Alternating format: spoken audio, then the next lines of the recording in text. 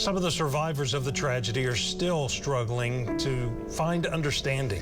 A couple was inside a room with Dr. Preston Phillips when that gunman came in and killed Dr. Phillips right in front of them. News on 6's Ashlyn Brothers has their story in an Oklahoma Zone original report. Ashlyn. Lori and Craig, Thomas Reed stared that shooter right in the face and was inches away from the gun. He and his wife, Heather, are left to wonder why the shooter spared their lives.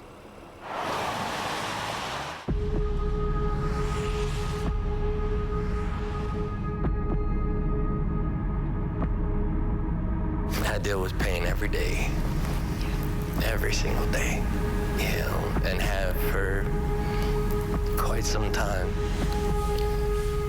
It wasn't just his back pain that caused him to do what he did.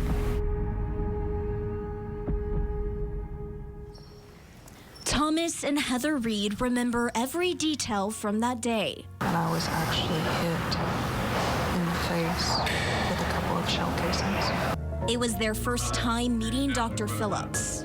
They say he was witty and kind, and for the first time, Thomas was hopeful he'd find relief from his pain. I know he wanted to help me. Thomas says he thought a nurse creaked open the door.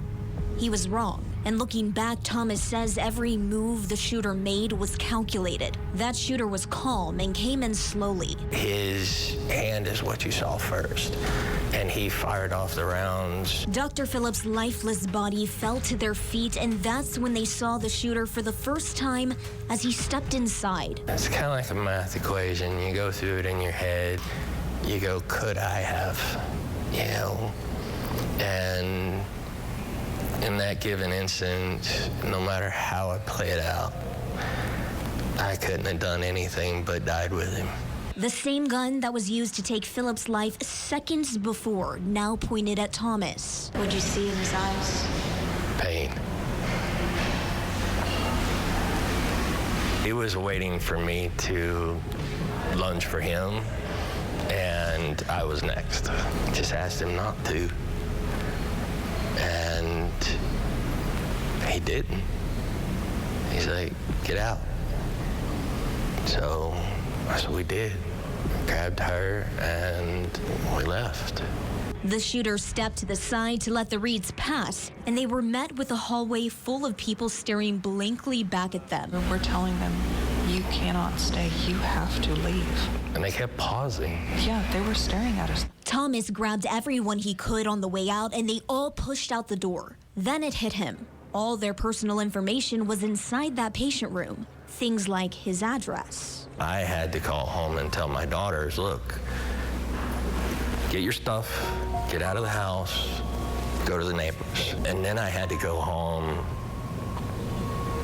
and explain to them that they had almost lost us both at the same time. Thomas and Heather have asked why more times than they can count. It just doesn't make sense. Why would you be in pain and make somebody else feel your pain?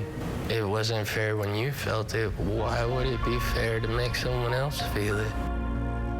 The doctor's niece actually wrote us a letter. But when Thomas sits down to write her back, the words won't come. I must have sat down 20 times to write her back.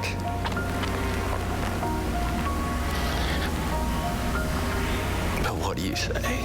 Dr. Phillips' niece told them how sorry she was. Sorry it happened. Sorry her uncle was the man the shooter was after. Sorry her uncle never got to help Thomas heal.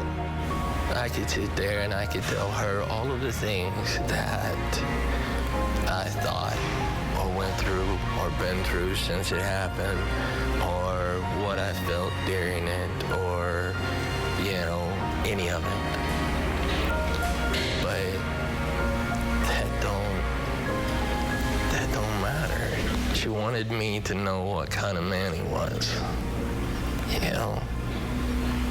but I already knew that.